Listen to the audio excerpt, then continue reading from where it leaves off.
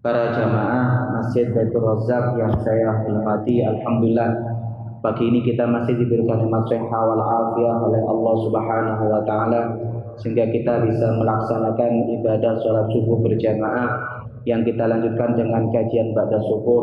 Semoga setiap langkah kita menuju majelis ilmu ini menjadikan penggugur dosa-dosa kita, menjadi peningkat derajat-derajat kita, dan menjadikan kita oleh Allah dimudahkan jalannya menuju surganya Allah Subhanahu wa taala. Amin ya rabbal alamin. Para jamaah yang saya hormati, hari ini adalah Sabtu kedua kita mengkaji kitab Riyadhus Shalihin, yaitu kitab tentang hadis-hadis Nabi yang berkaitan tentang masalah adab-adab sehari-hari yang kemudian ditulis oleh Imam Nawawi untuk kita semua. Para jamaah yang saya hormati, kita sudah sampai kalau tidak salah hadis yang ketiga, kalau enggak keempat. Di jenengan kitabnya keempat. An Abi Abdullah Jabir. Benar ya? Keempat ya. Hadis keempat. Kita sudah sampai ke hadis keempat dari kitab Riyadhus Shalihin. Dalam kitab Riyadhus Shalihin, hadis keempat, Imam Nawawi menyebutkan hadis yang diriwayatkan dari An Abi Abdullah Jabir bin Abdullah Al-Ansari radhiyallahu anhuma. Dari Abu Abdullah Jabir bin Abdullah Al-Ansari radhiyallahu anhuma. Ulama kalau ada sahabat bapak anak itu adalah sahabat, maka mereka menggunakan radhiyallahu anhuma, bukan radhiyallahu anhu. Contoh, kalau kita kenal Abdullah bin Abbas. Abdullah bin Abbas itu sepupunya Rasulullah. Beliau sahabat, ayahnya adalah Abbas, pamannya Rasulullah juga sahabat. Maka ulama menyebutnya radhiyallahu anhuma. Jadi arti anhuma itu artinya semoga Allah merahmati bapak dan anak. Namanya sahabat kalau bapak anak itu sama-sama sahabat. Tapi kalau sahabat yang jadi sahabat itu anaknya, tapi bapaknya masih kafir, biasanya menggunakan radhiyallahu anhu. Maka kalau jenengan baca di hadis-hadis, kalau ada radhiyallahu anhuma, itu berarti menunjukkan anaknya sahabat, bapaknya juga sahabat. Nanti akan saya jelaskan. Jabir ini sahabat, ayahnya juga sahabat. Jabir kemudian berkata, kunna ma'an Nabi sallallahu alaihi wasallam fi ghazatin. Suatu ketika saya pernah bersama Nabi di satu pertempuran. Ada yang mengatakan riwayat yang lain yang dimaksud pertempuran di sini adalah pertempuran Tabuk, perang Tabuk. Faqala Rasulullah sallallahu alaihi wasallam kemudian bersabda, inna bil Madinah larijalan. Kata Rasulullah sallallahu alaihi wasallam, di Madinah ketika beliau sampai di desa namanya Tabuk, waktu perang Tabuk, Rasulullah mengatakan di Madinah itu banyak orang masirtum masiroh, dia tidak bisa menempuh perjalanan. Nanti saya jelaskan, di perang Tabuk itu banyak sahabat yang tidak bisa ikut perang meskipun dia sangat ingin perang. Jadi ada orang-orang yang kemudian di Madinah, ada yang sakit, ada yang orang fakir miskin, tidak punya bekal, ada orang yang kemudian menjaga anak-anaknya.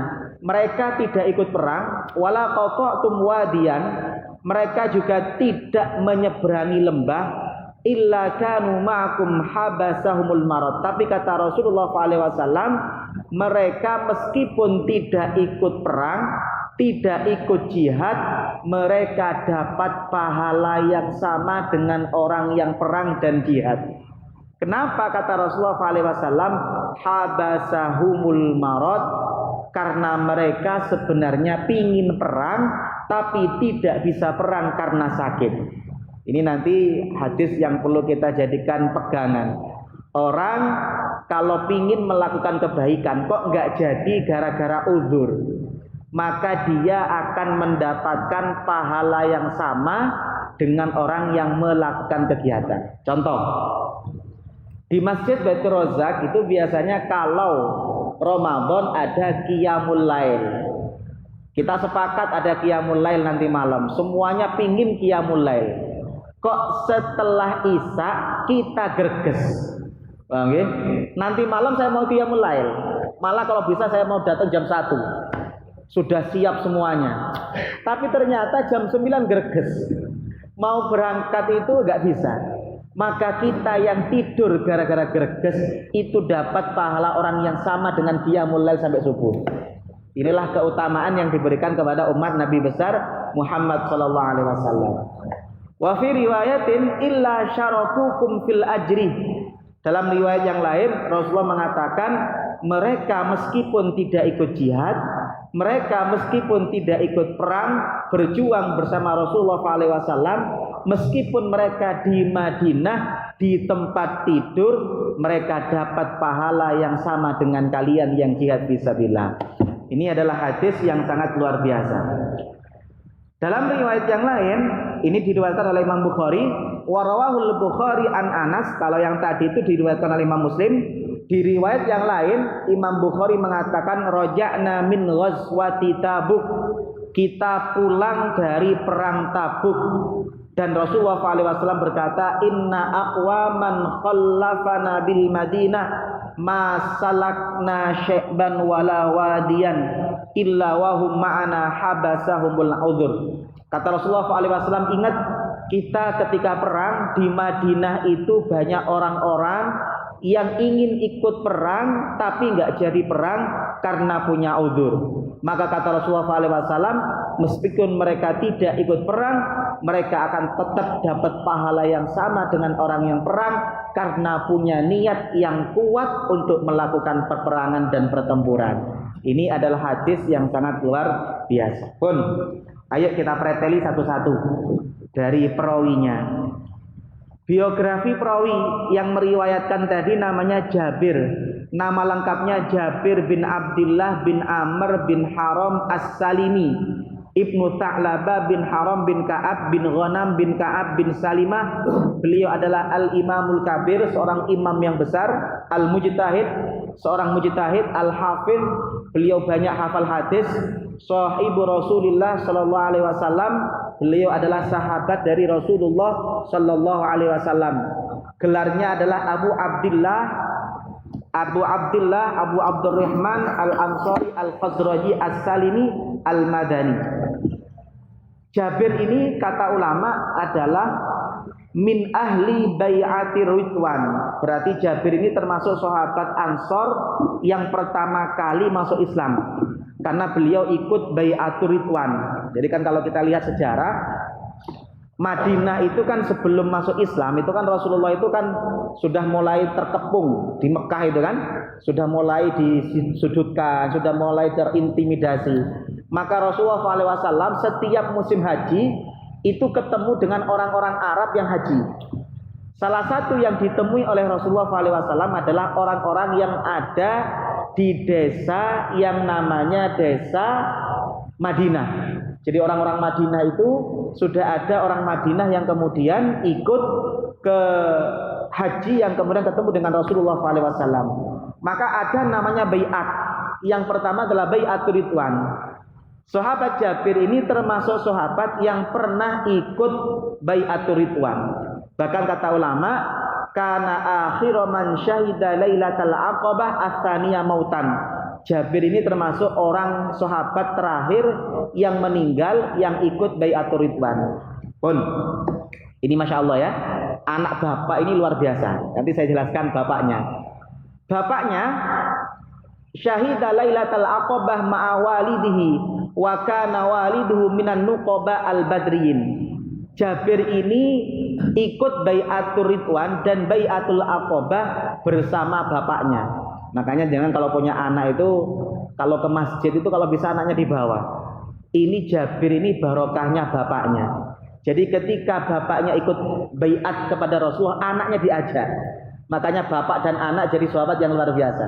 Ini Jabir. Jadi bapaknya itu juga salah seorang yang ikut perang Badar. Bahkan beliau termasuk orang yang nanti mati syahid di perang Uhud. Ini yang kemudian luar biasa. Ayahnya Jabir namanya Abdullah.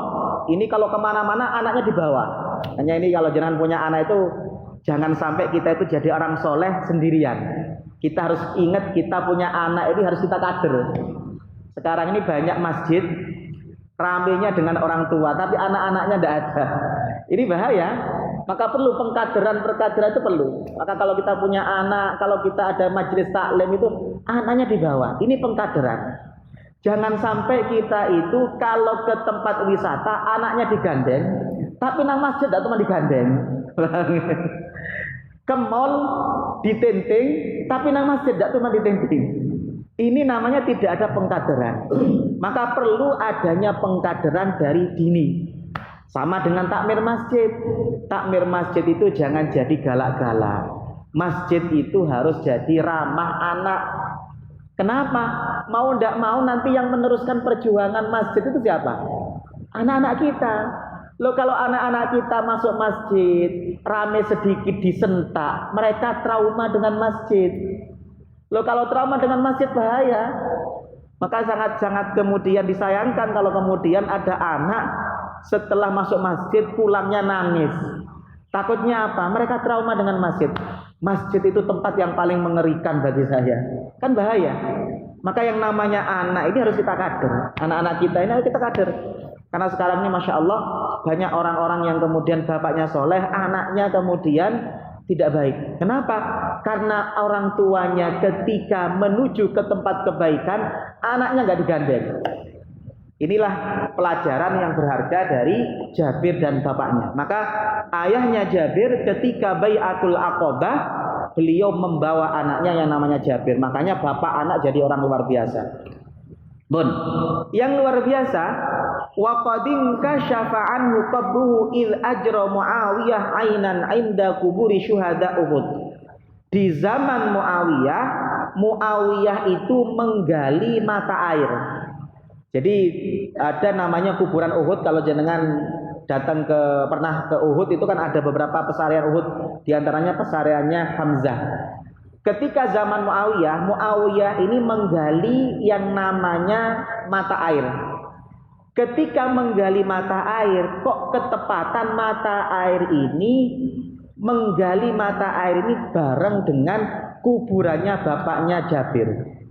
Maka fabadara Jabir ila abihi ba'da dahrin fawajadahu tariyan lam yablu. Ketika kuburan bapaknya Jabir ini kemudian terbongkar, jadi ketika dibangun, ada orang bangun sumur itu ya, bangun sumur kok ternyata di sampingnya itu kuburan. Nah kuburannya itu kemudian terbongkar. Maka Jabir langsung segera ke situ, ternyata itu adalah kuburannya ayahnya. Yang aneh kata Jabir, ayahnya yang wafat sekian tahun itu ketika terjadi penggalian sumur kok ternyata ayahnya masih seger, tidak rusak bahkan kain kafannya sekalipun. Ini ayahnya Jabir, Masya Allah. Okay?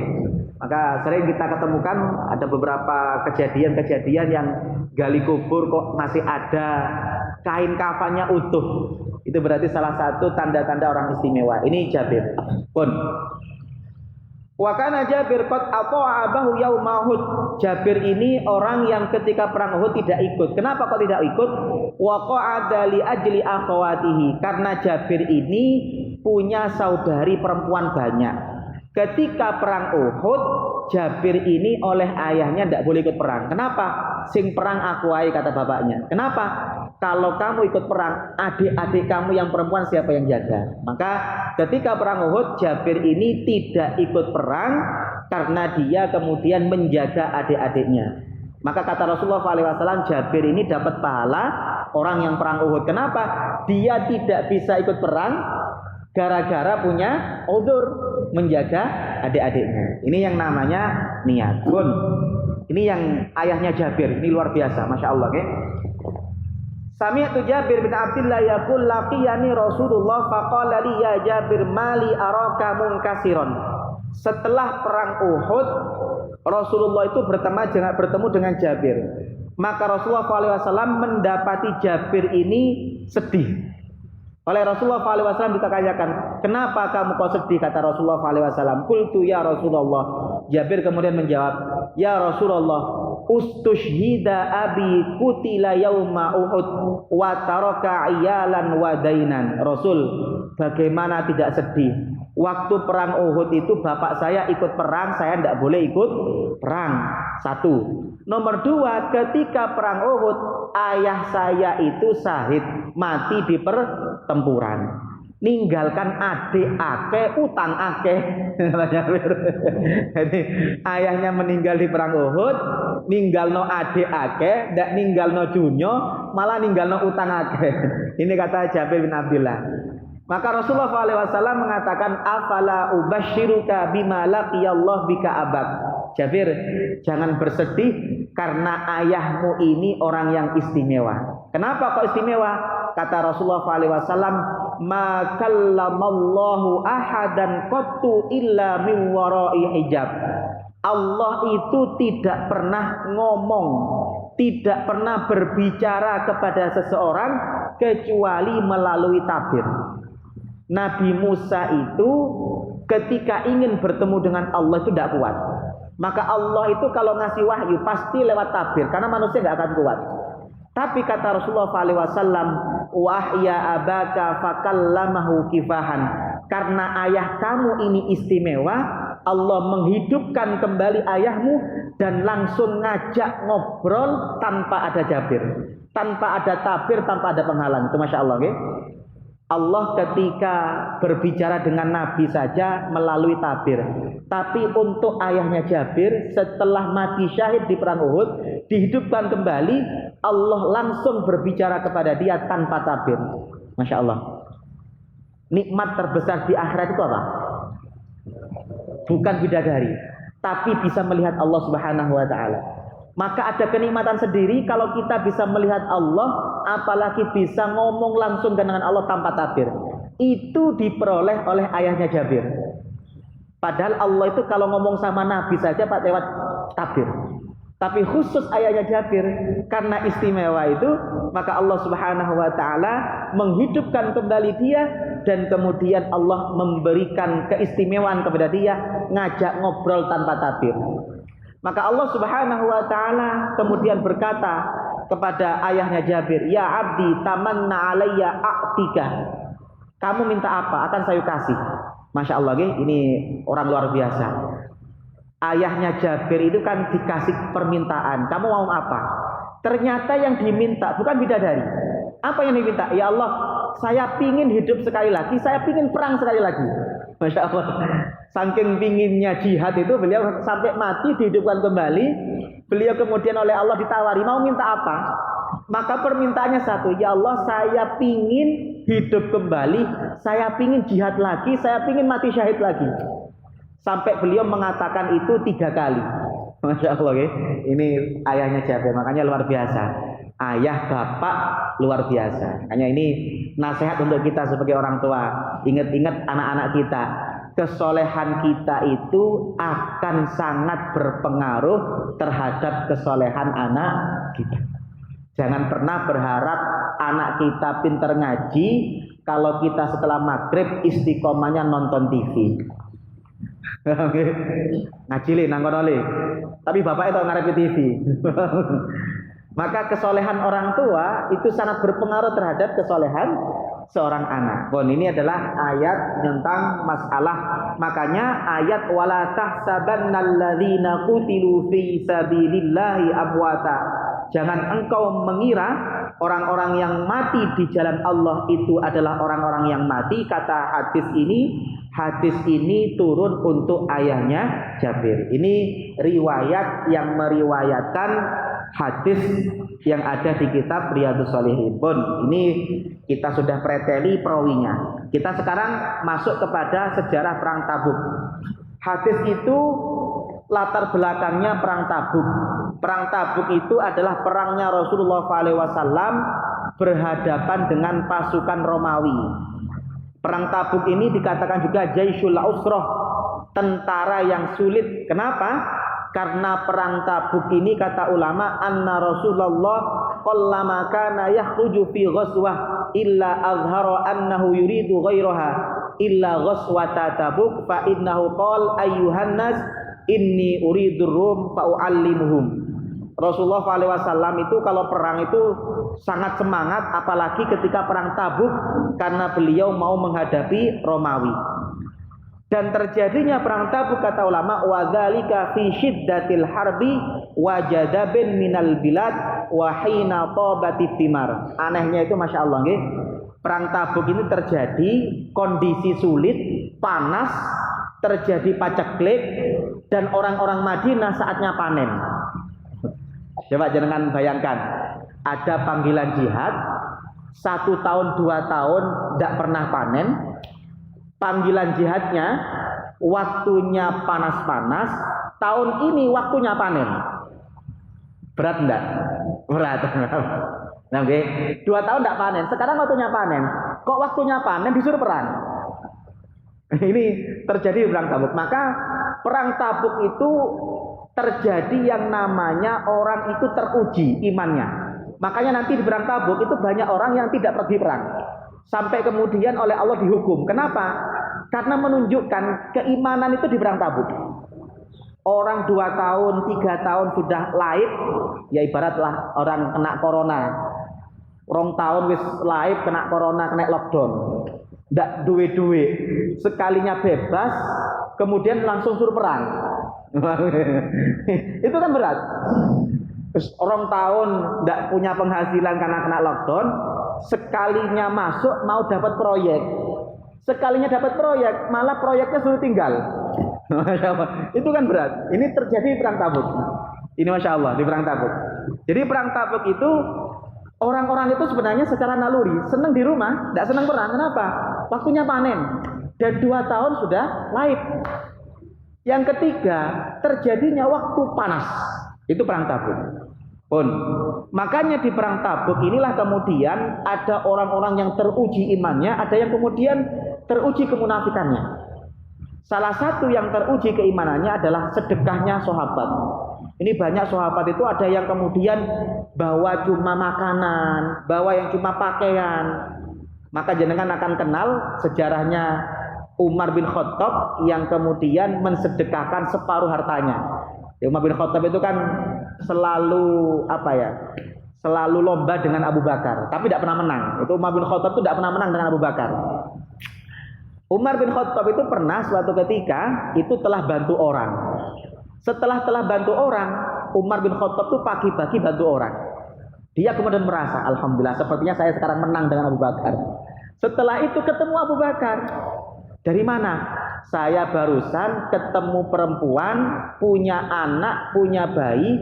Alhamdulillah saya selamatkan ibu dan anaknya. Kata Umar, kalah mana aku? Saya menyelamatkan 1 orang, ini sudah Abu Bakar sudah menyelamatkan dua orang. Di perang Tabuk juga sama. Umar bin Khattab itu sudah merasa menang. Kenapa? Dia banyak uang, itu bawa uang banyak. Separuh hartanya dikasihkan semua di perang Tabuk.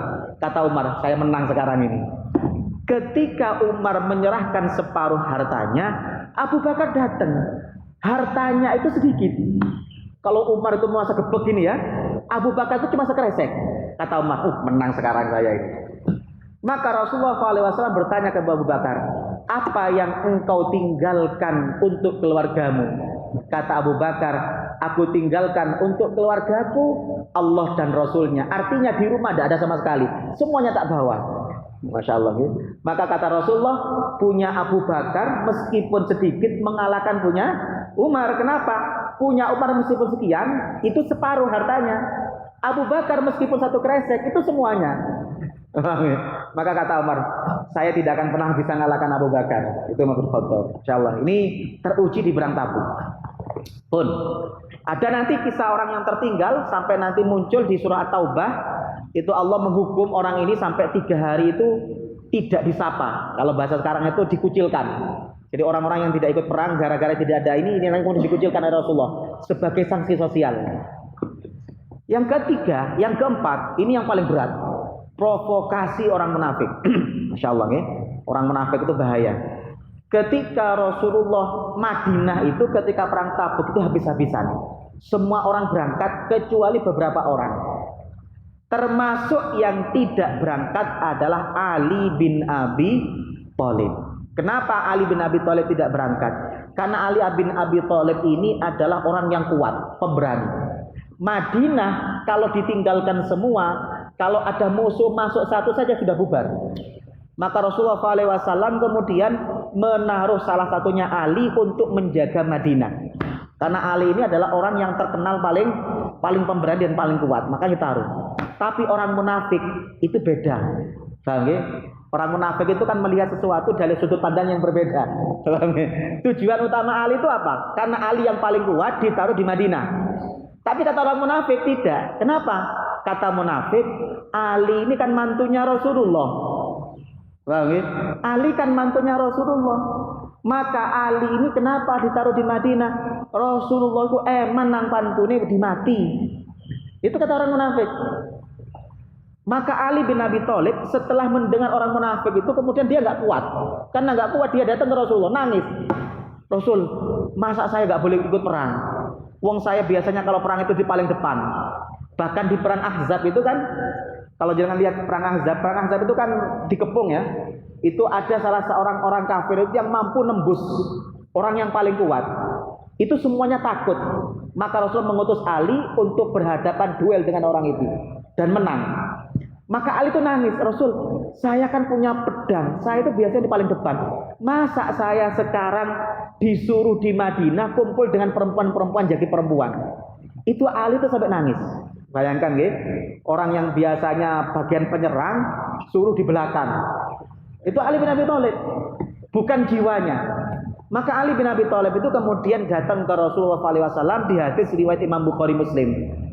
Maka kata Rasulullah SAW, Ali, bukan masalah pemberani, bukan masalah tidak. Ini masalah paling penting. Madinah itu ditinggalkan semua orang. Abu Bakar, Umar, Utsman semuanya pulang. Semuanya keluar. Termasuk saya keluar. Madinah harus ada yang jaga, orang yang kuat.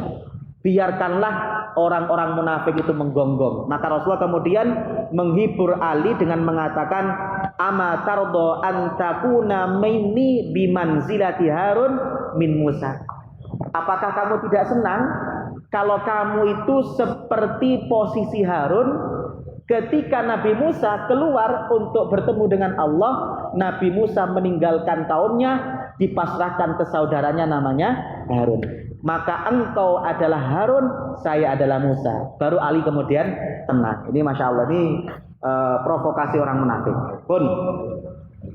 Nah, ini kontribusi Utsman salah satunya. Utsman bin Affan itu ketika perang Tabuk, beliau itu sedekah, kata hadis riwayat Imam Abu Dawud, beliau itu sedekah alami ati ba'irin bi ahlasiha wa aktabiha fi sabillah. Pertama kali Utsman itu membawa 100 unta. Unta itu mahal, unta itu kalau jangan lihat ada yang harganya 100 sampai ada 1 M tergantung untanya. Itu beliau sedekah 100 unta itu lengkap dengan isinya. Orang Arab itu kan kalau dulu perdagangan, kalau kita kan pakai truk, pakai tronton.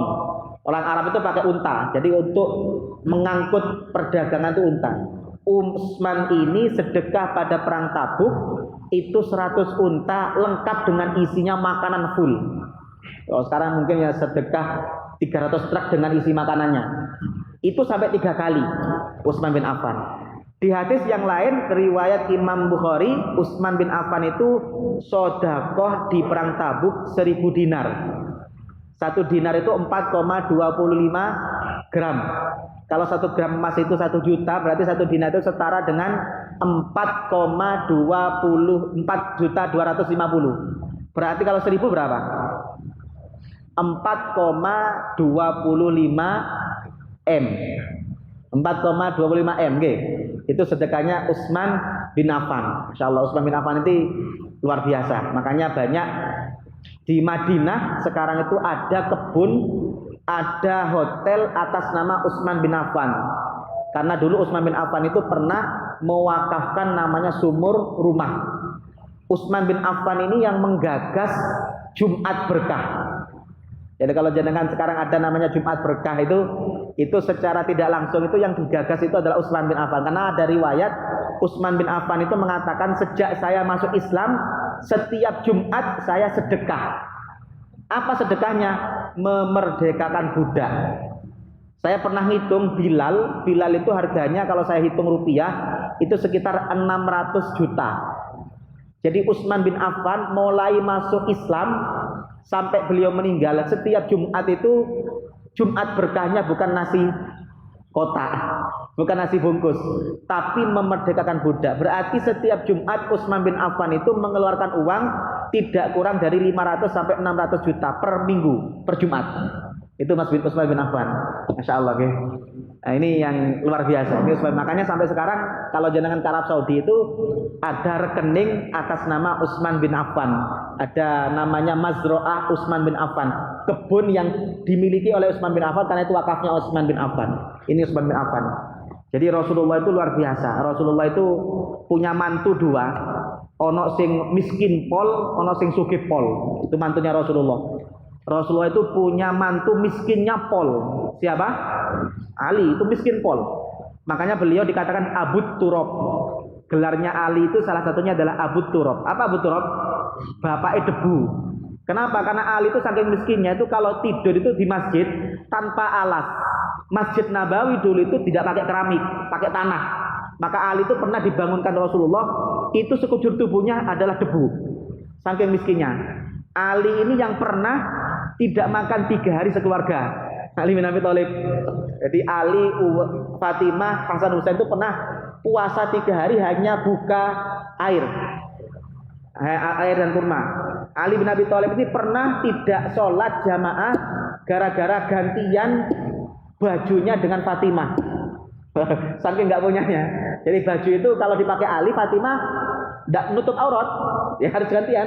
Itu Ali. Jadi mantunya Rasul itu ada yang miskinnya pol, tapi mantunya Rasul ada yang kayanya pol. Siapa? Utsman bin Affan, yang setiap Jumat kalau sedekah setara 500 sampai 600 juta. Ini Rasulullah SAW. Pun itu tentang perang Tabuk. Sekarang kita bicara hadis. Hadis tadi kata Imam Nawawi mengatakan annaman nawal ghazwa wa ghairahu minat ta'at fa'arada alahu udrun manahu hasalalahu thawabu niyati.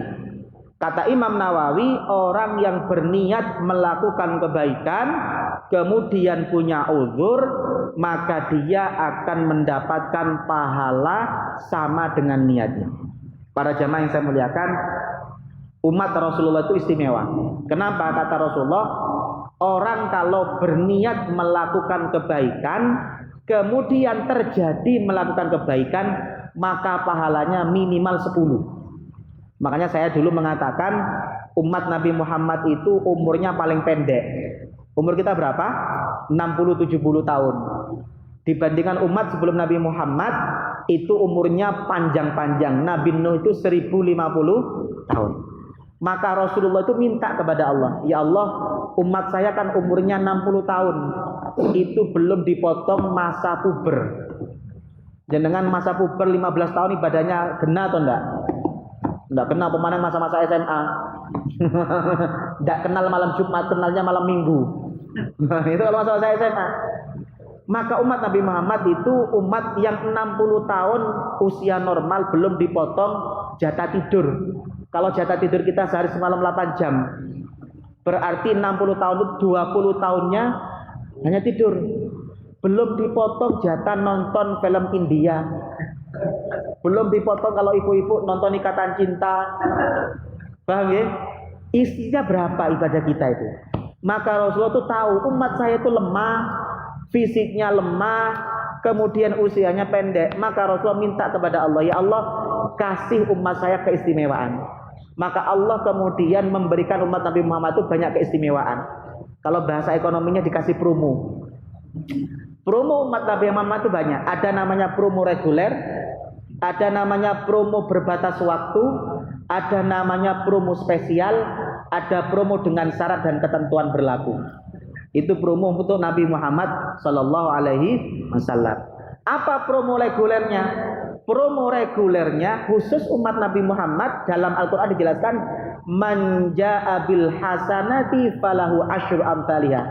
Setiap umat Nabi Muhammad melakukan kebaikan 1 minimal dapat 10. Ini promo reguler khusus umat Nabi Muhammad. Jadi umat Nabi Muhammad itu kalau melakukan ibadah satu, itu minimal dapat 10. Paham nggih? Makanya kenapa kita sunnah itu puasa 1 bulan sekali 3 hari. Ada yang tahu kenapa kok disunahkan puasa 1 bulan sekali 3 hari? Karena kalau kita puasa 1 bulan 3 hari berarti kan setara 30 hari. 1 bulan berapa? 30 hari.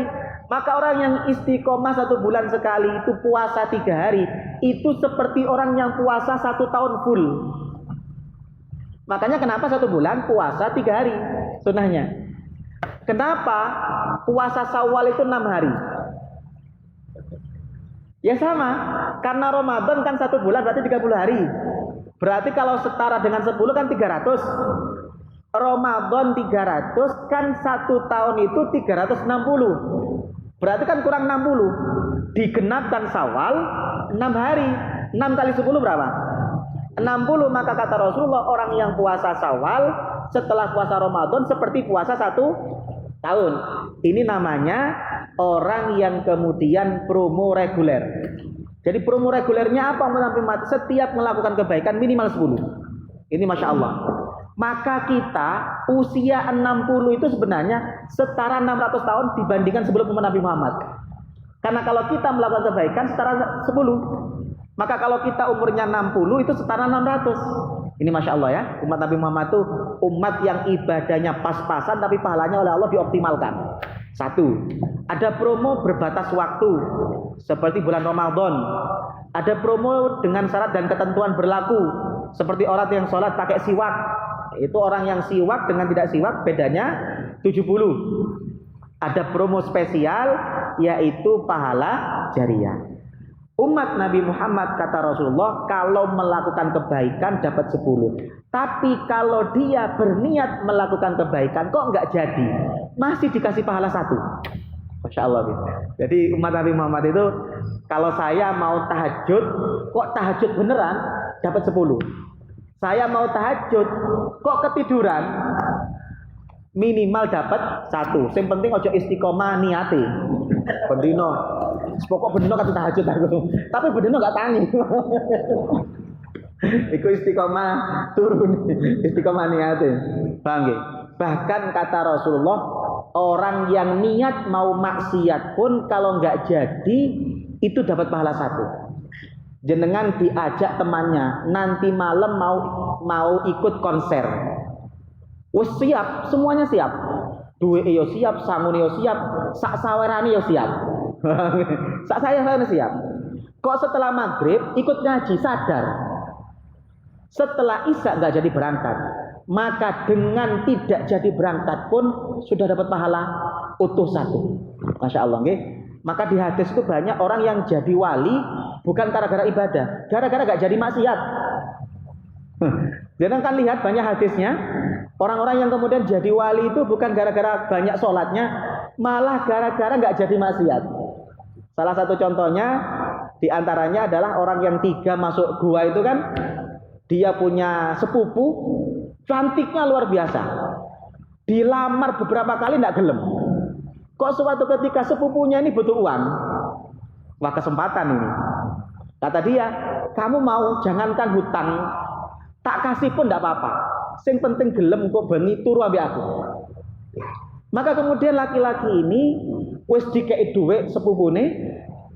Bahkan dalam hadis itu ibarat jari yang sudah mau masuk di dalamnya adalah cincin. Wis kari cepak itu. Itu kok sepupune iku sempet ngomong sampai ndak wedi tanang pangeran. Laki-laki ini langsung diredek, langsung lari. Masya Allah, bondo belayu dadi wali. Bondo belayu dadi wali. Ini umat Nabi Muhammad. Istimewa benar umat Nabi Muhammad SAW. Maka kita harus bersyukur jadi umat Nabi Muhammad SAW. Cuma semoga setelah pengajian ini tidak terjadi istiqomah niat ngaji. Mulai Sabtu meneh harus pokok niat ngaji aja, tapi gak teko-teko. Ini yang namanya yang pertama. Yang kedua, para jamaah yang saya muliakan, orang yang istiqomah kata Rasulullah SAW, idza maridul abdu aw safara kutiba lahu mithlu ma kana ya'malu muqiman sahihan. Orang yang istiqomah melakukan ibadah waktu sehat, waktu normal, kok suatu ketika tidak bisa melakukannya gara-gara sakit atau karena udzur, dia dapat pahala yang utuh. Contoh, orang yang waktu mudanya istiqomah sholat tahajud itu 10 rakaat.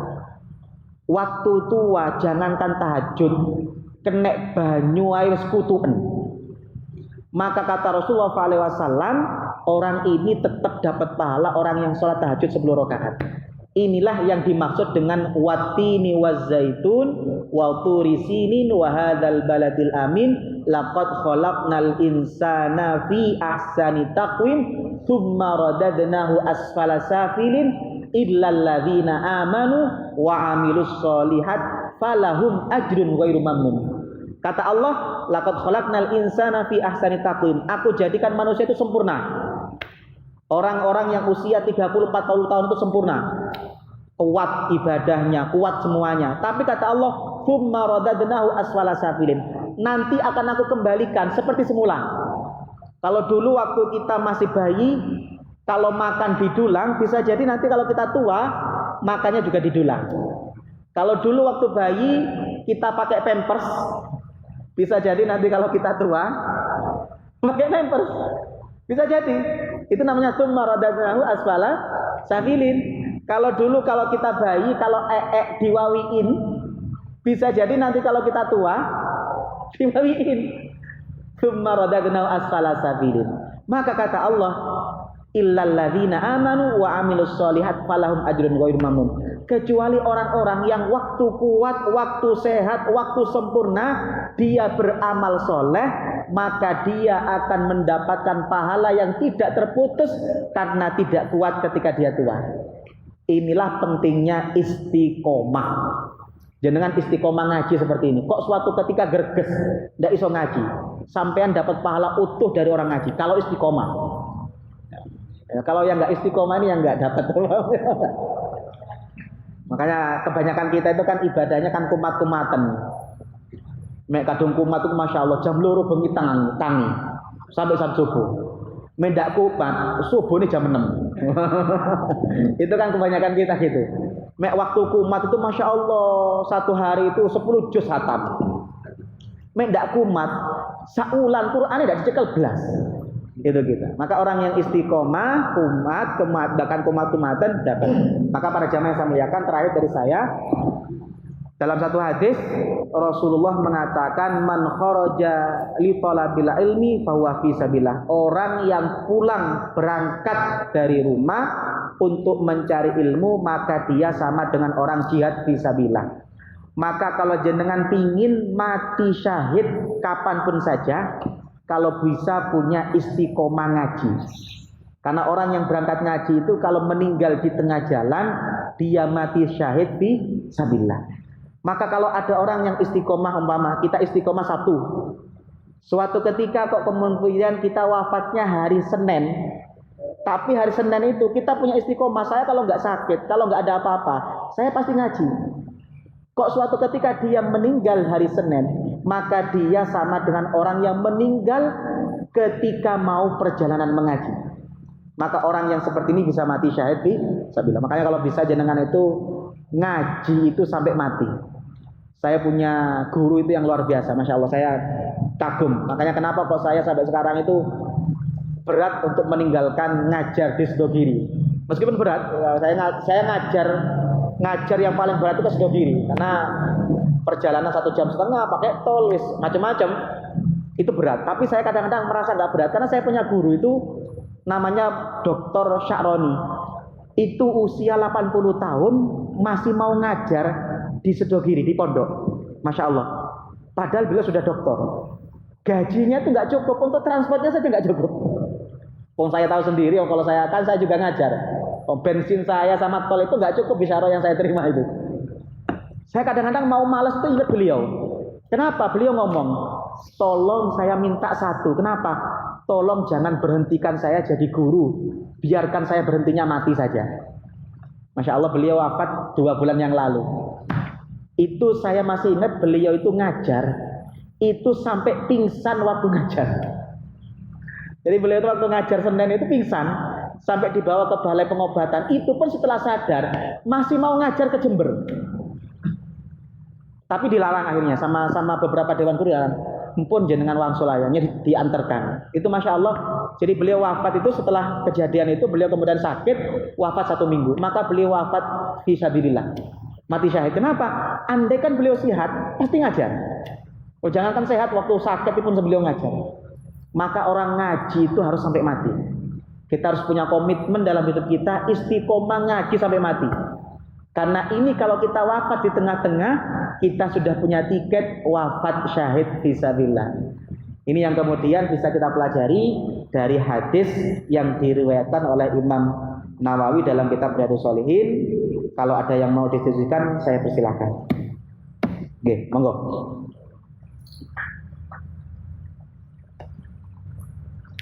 Oke. Itu penelitian dari hadisnya itu yang Dua-duanya. Karena orang mengaji itu juga pada hakikatnya nuntut ilmu. Saya ngaji, saya ngajar ini sebelum ngajar, saya pasti belajar. Jadi orang ngaji, orang ngajar itu plus belajar.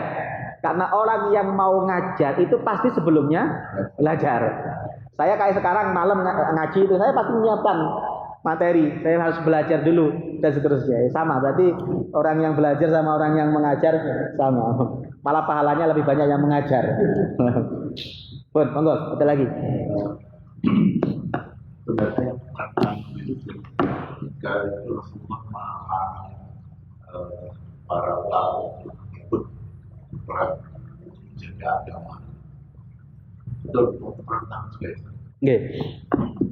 Kalau ayatnya adalah falaula nafara min kulli firqatin ta'ifatun liyatafaqahu fiddin. Tapi saya belum meneliti apakah ayat ini turun di perang Tabuk atau enggak. Kalau ayatnya secara umum memang dalam kondisi perang itu tidak boleh semuanya berangkat perang. Harus ada sebagian kelompok yang menetap di satu daerah yang tujuannya untuk belajar ilmu agama untuk kemudian melanjutkan estafet agama. Tapi saya belum meneliti apakah ayat ini turunnya waktu perang Tabuk atau enggak. Tapi ayatnya memang ada. Orang yang perang tidak boleh berangkat semua, harus ada sebagian yang di daerah itu untuk mempelajari ilmu agama. Tapi apakah itu kemudian perangnya di Tabuk, saya kurang begitu paham. Coba nanti saya pelajari di tafsir-tafsirnya apakah itu asbabun nuzulnya perang Tabuk atau tidak. Matan nggih? Nggih. Ada lagi? Monggo. Nggih.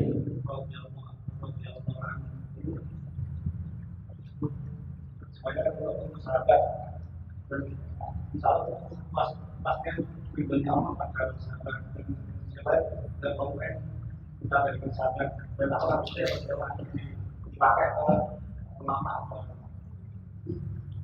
Oke. Begini, ada beberapa penjelasan ulama. Ada sholawat, ada radhiyallahu, ada rahimallah. Kenapa kok sahabat pakai radhiyallahu? Karena ada surah Al-Bayyinah. Radhiyallahu anhum wa radu an. Itu ayat untuk sahabat. Makanya ulama kemudian menggunakan untuk sahabat itu adalah radhiyallahu. Jadi kalau untuk Rasulullah itu adalah sallallahu, salawat itu untuk Rasulullah. Tidak boleh Allahumma sholli ala Abi Bakar. Kecuali sahabatnya diikutkan dengan Rasulullah. Ini ada Imam Nawawi dalam kitab Al-Adhkar menyebutkan sholawat itu khusus Rasulullah, tidak boleh untuk yang lain kecuali yang lain diikutkan Rasulullah. Contoh, kalau kita baca sholawat sallallahu ala Muhammad wa ala alihi wa sahbihi, berarti kan kita baca sholawat untuk sahabat, tapi karena digabungkan dengan Rasulullah boleh. Tapi kalau dipisah tidak boleh. Sallallahu ala Abi Bakar tidak boleh. Karena sholawat khusus Rasulullah. Jadi sholawat khusus Rasulullah, maka tidak boleh untuk selain Rasulullah kecuali digabung dengan Rasulullah. Itu kaidah pertama. Kaidah kedua, untuk sahabat itu ulama menggunakan radhiyallahu. Untuk selain sahabat, pendapat yang kuat bukan menggunakan radhiyallahu tapi rahimahullah.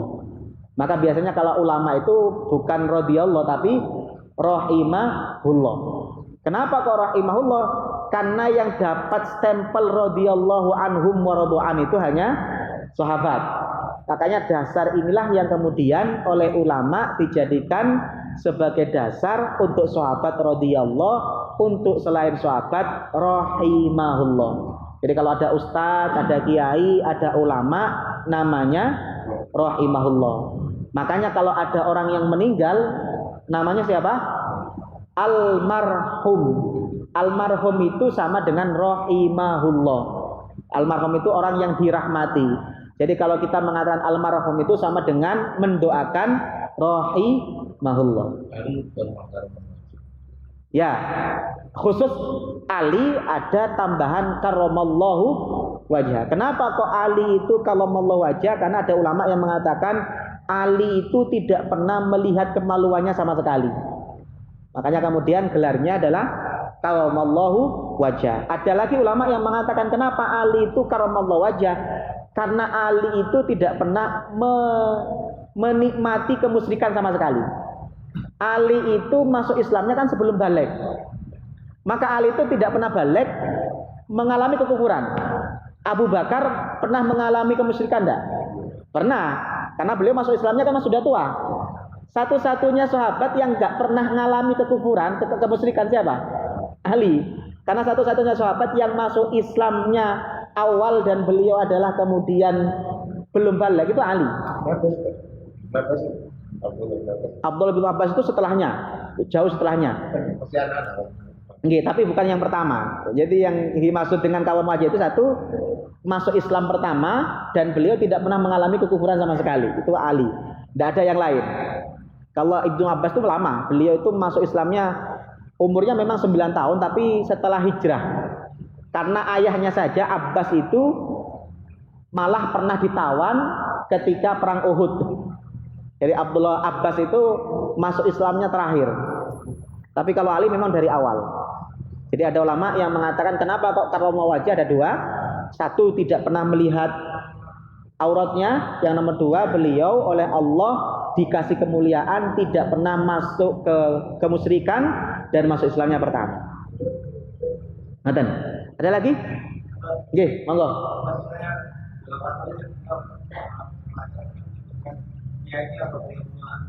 Nggih. Kalau radhiyallahu anhum memang ada sedikit khilafiyah di kitab Al-Azkar. Insyaallah nanti di grup akan saya share nggih. Pendapat ulama. Imam Nawawi itu memang untuk taraddi itu ada yang mengatakan boleh untuk selain sahabat. Tapi yang wajar adalah rahimahullah.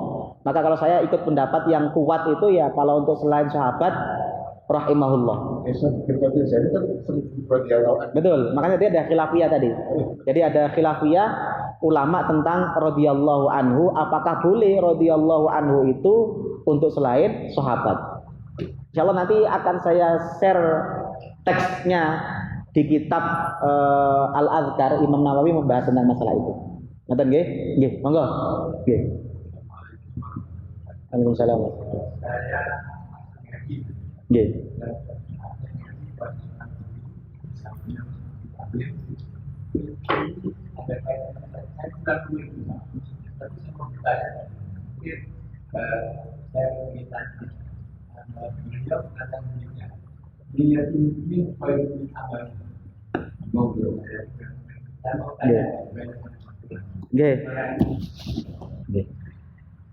Niat ada memang satu kaidah namanya niyatul mukmin afdalu min amali.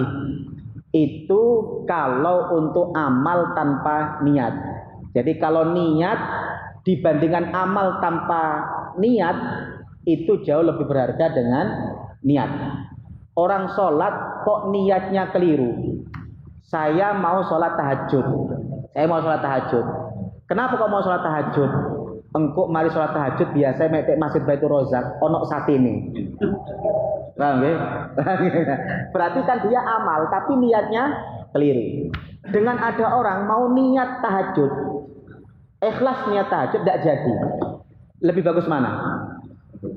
lebih bagus yang niatnya benar tapi dengan dibandingkan orang yang sholatnya niatnya jelek. Tapi kalau sama-sama sholatnya ada, niatnya benar, ia lebih bagus sholat plus niat. Jadi ini niat tok, ini ibadah tok tapi niatnya keliru. Maka jauh lebih berharga niat yang bagus. Tapi kalau podo-podo ono ibadah, orang sholat tahajud niat ikhlas dengan orang tidur niat tahajud, lebih bagus mana? Sholat tahajud plus niat yang benar. Karena yang ini hanya dapat pahala niat.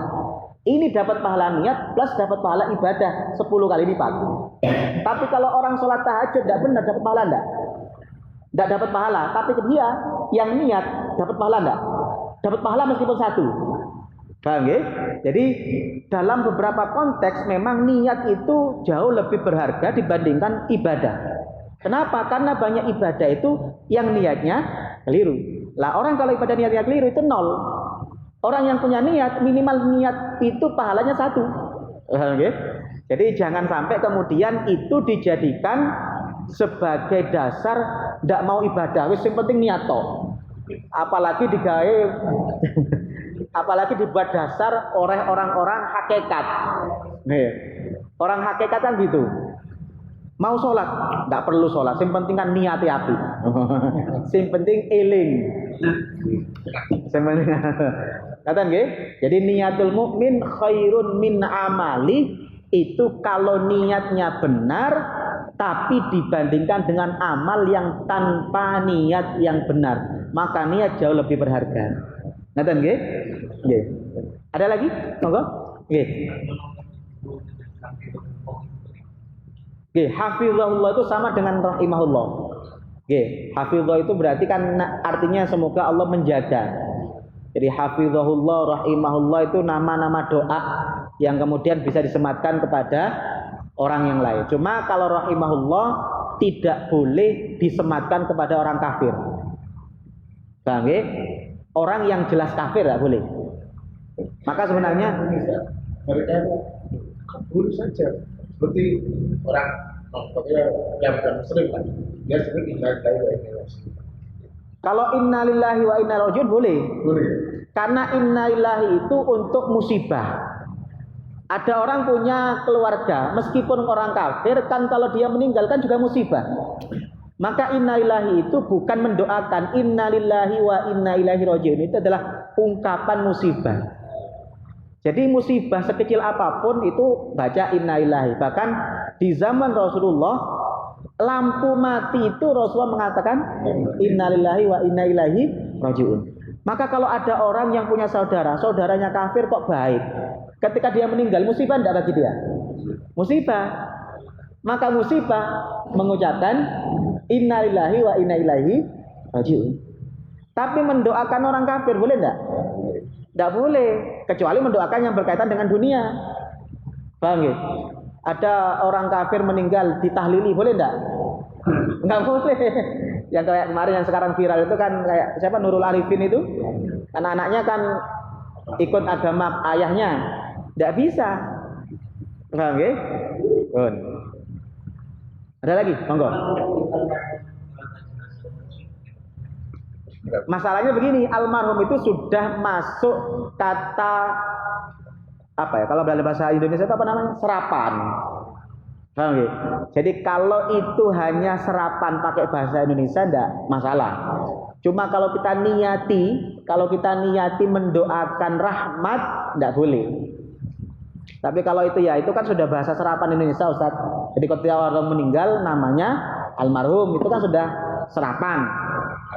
Asalkan kan almarhum. Tapi kalau yang penting tidak kita niati mendoakan rahmat kepada orang kafir. Ada nggih? Pun. Ada lagi, monggo. Cekap, ibu-ibu? Cekap nggih? Kalau cekap, saya kira cukup. Semoga menjadi ilmu yang manfaat barokah. Semoga kita oleh Allah dijadikan orang yang istiqomah, anak-anak kita dijadikan anak-anak yang soleh solihah. Amin ya rabbal alamin. Bismillahirrahmanirrahim. Alhamdulillahirabbil alamin. Allahumma shalli wa sallim ala sayyidina Muhammad وعلى آل سيدنا محمد ربنا اغفر لنا ولوالدينا وارحمهم كما ربونا صغارا اللهم إنا نسألك من خير ما سألك منه سيدنا بنا محمد عبدك ورسولك ونعوذ بك من شر ما استعاذك منه سيدنا بنا محمد عبدك ورسولك اللهم اجعلنا وأولادنا وأهلنا وتلاميذنا من أهل العلم وأهل الخير ولا تجعلنا وإياهم من أهل الشر والضير اللهم انفعنا بما علمتنا وعلمنا ما ينفعنا وارزقنا علما ينفعنا ربنا لا تزغ قلوبنا بعد إذ هديتنا وهب لنا من لدنك رحمة إنك أنت الوهاب ربنا هب لنا من أزواجنا